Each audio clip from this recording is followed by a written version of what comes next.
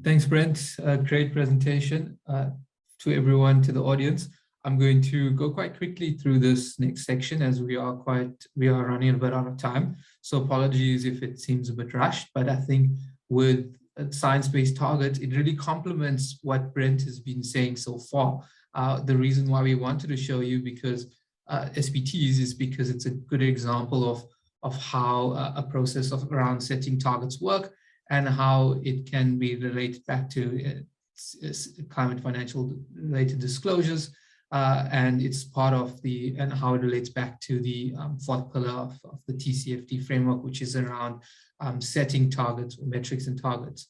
So SBTs was kind of founded from WWF's New Deal for Business and Nature, driving action for the next decade. And what we want to focus here today is on the commit part here, but making commitments and setting targets, and specifically setting targets that are based in science, taking cognizance of the Earth's limits.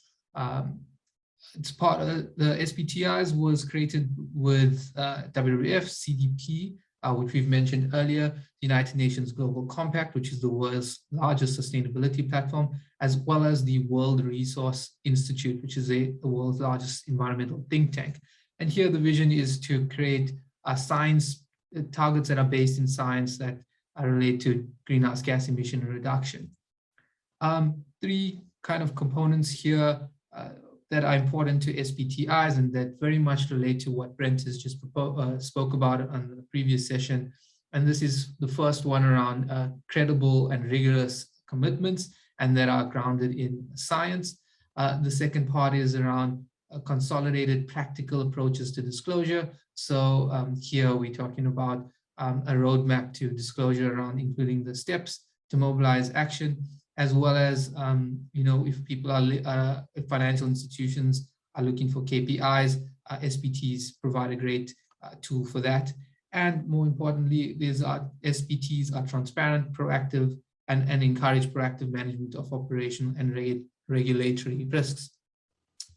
The science-based targets have come from the Paris Agreement. So it's about going from the Paris Agreement, which is very much a country level focused targets, towards a company level focused targets. And I think the next slide shows this a bit more. SBTs are to business what nationally determined contributions that relate to the Paris Agreement are to countries. So SBTs are like a Paris Agreement for companies, and they also have intermediate goals. So while we might be heading towards a 2050 net zero target, science-based targets help provide us interim targets that are again set in science to help companies guide them in their performance and measurement and tracking against the targets that they set. Here are some examples of companies in South Africa that are either setting targets, or about to set targets, or have already set targets. And just a few examples. So there are companies in SA already, and the number is growing in terms of companies who are setting targets. The SBTIs require greenhouse gas inventories to be aligned with the greenhouse gas protocol accounting standards. So they are quite technical in how they are developed. And there are some resources that are created that are freely available that people can look at, but you can also contact and reach out to the SBTIs for guidance on how to actually set these targets, and they'll guide you in terms of these technical concepts that one can look at, and there's resources that they provide to help guide that are freely available. Here are some key questions that are important, and again relate back to what Brent was showing on his side about ways of how to help a company in setting their science-based targets, going from what's the company's footprint, intensity, looking at their value chain and emissions in their value chain, where should they focus on to reduce their CO2 emissions, and also opportunities for future growth. Again, this relates back to what Brent was showing with some of the examples, as well as back to the TCFD framework pillar 4 around metrics and specifically around targets. The targets should have a boundary, they should have a time frame, and they help you in determining progress to date, as well as talking about scope 3 emissions, which are for financial institutions quite important. And that relates to the next point quite well, which is science-based targets for financial institutions. So this is specifically looking at the financial sector, and the SBTIs have developed a framework to help companies in the financial sector to develop targets for them. It's, which can be a bit more complicated than, companies in the industry or mining or agriculture or retail or something, or those sectors. The SBTIs have developed a framework that specifically helps financial institutions in setting their targets and monitoring their progress against their targets. So I've kind of gone through that quite quickly in order to save some time. So I'll hand it over to Milani, who's going to take you to the next part of the session today, which is around scenarios. So these slides will be sent to you, and you can have a deeper look into SBTI. So apologies for rushing through, but hopefully you got the gist of that. So thank you, and Milani, over to you. Great, thank you very much. Seren, no problems. I think Milani probably would have been just as comfortable doing these slides. So I've no doubt she would have done a good job. But I'm happy to quickly run everyone through these ones. So I guess the first thing just to mention is, what we're doing here with this scenario presentation is really just kind of teeing up the training session we're going to have at the end of the month on the 30th. So we'll give you a little bit of context, and we'll explain to you why scenarios are important, and then really in terms of getting into the detail, we'll do that at the end of the month. So scenarios are a critical part of the strategy leg of the TCFD. It's specifically there because climate change is such a complex and complex phenomenon over long time frames. It's really hard to come to grips with climate change without using scenarios. So scenarios is a key component of the strategy pillar. It is the one with engaging with people we find people get, initially are quite nervous about. It's people are used to using scenarios, but they're not really used to using them in this context. And I think that's that's where a lot of the apprehension comes from. And I think look at the base at its basic level. I mean, scenarios is a tool that's been used in kind of business strategy for a long time. It's a tool that's been, particularly in South Africa, I think people are quite familiar with scenarios and the work that Clem Sunter and others have done. I mean, we've got a long history of using scenarios in South Africa. So I think people are probably a bit more comfortable with the concept. It's just in this, the general concept of scenarios is in this application, I think people are a little bit more stressed. And scenarios simply describe a path of development leading to a particular outcome. It's not intended to represent a full description of the future. You're trying to highlight some key elements that will impact on decision making, and that you want to see how they'll pan out over time. They're not forecasts. That they're hypothetical constructs. You can use them for sensitivity analysis, but it's not sensitivity analysis by itself. And you're not trying to make predictions. What you're trying to do is you're trying to see whether or not decisions are resilient to different futures, and you're using scenarios as a tool to do that. So what scenarios are very useful at is to challenge conventional wisdom about the future.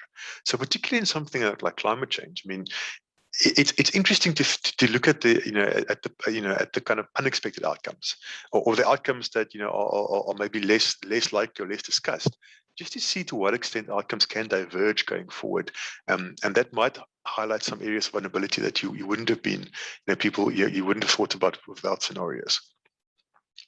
So what you want to do, all your scenarios are just deviations from business as usual. So how do you think the world is going to change from what you're doing now? And often, it might be that you end up deciding, but you think what's happening now is fine. You don't think this is, you don't have to diverge, but you need the scenarios in order to really conceptualize what the diversions could look like. And before you do that, you can't really understand the differences until you've really seen them in practice. So scenario is just a tool to enhance strategic thinking. So it's not and as I mentioned, it's not a new tool. It's something that's been done for a long period of time. Also, good scenarios have a couple of characteristics. I mean, firstly, they need to be plausible. I mean, there's no point in having scenarios that are completely unrealistic and then just, will never happen. That's a waste of time and resources. They need to be distinctive, from each other. So the scenarios, they need to be enough enough variations in enough areas for it to be necessary to look at different scenarios. So if they're too close together, it doesn't really make add much value to the to the exercise. Because you want to see how different permutations of different variables end up over time and over different time frames. So that's what they need to be distinctive, and also a very important characteristic, particularly for climate scenarios, is that they have to be consistent. They have to be internally consistent. The assumptions need to be the same. Yes, certain outputs differ between scenarios, and certain variables take different paths and so on. But the framework used to generate them should be the same. So it's not just making up completely different outcomes of the world. They need to be consistent in that the same mechanics need to be driving diversion in certain metrics or certain pathways.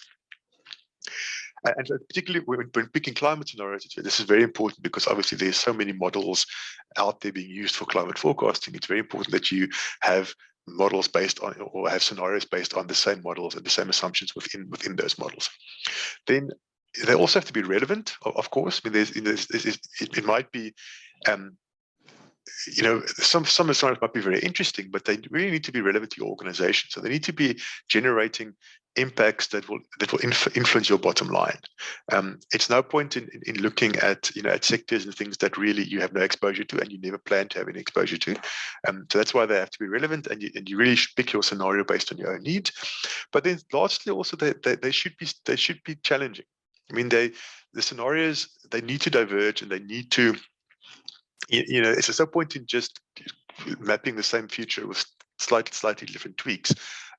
They really need to challenge assumptions and about how you think the world will be for them to be useful. So again, that's just a little bit of background. There'll be a lot more of this, at the end of September. But one of the key areas where scenarios is really useful in terms of climate change and climate change policies and climate impacts is because there is this disjunct between efforts to stop climate change and climate change itself. So really, this transition risk and physical risk are two poles of the of the outcome spectrum. If you have a very weak policy response, so if transition risk is very low, if the mechanisms and regulations in order which we try and stop climate change is not very strong, then there's going to be lots of physical impacts, and there's going to be lots of climate change. And the other side is also true. If there's a very strong policy response, so if there's a strong and immediate policy response, transition risks are huge, but physical impacts then are much less important. So really, scenarios are really useful to think about these different outcomes.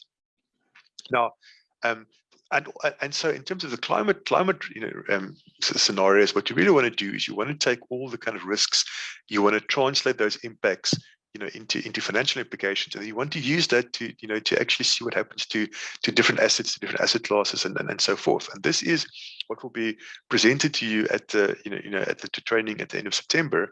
Is we've done this exercise for South Africa. We've created climate scenarios based on international scenarios, which we've customized for South African carbon price pathways, and we've used this to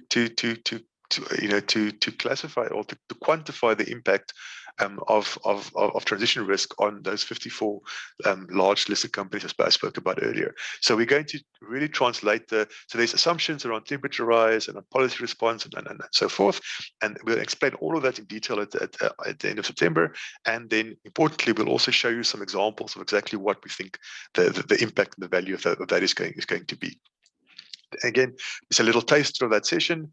I'm going to take you through how we decided on which scenarios to use, what the assumptions underlying them, why we thought they were applicable to South Africa, and then also how where we tweak this, because there's so many of these options available, but there are ways of simplifying it down and using it, and making it sensible and useful in South Africa.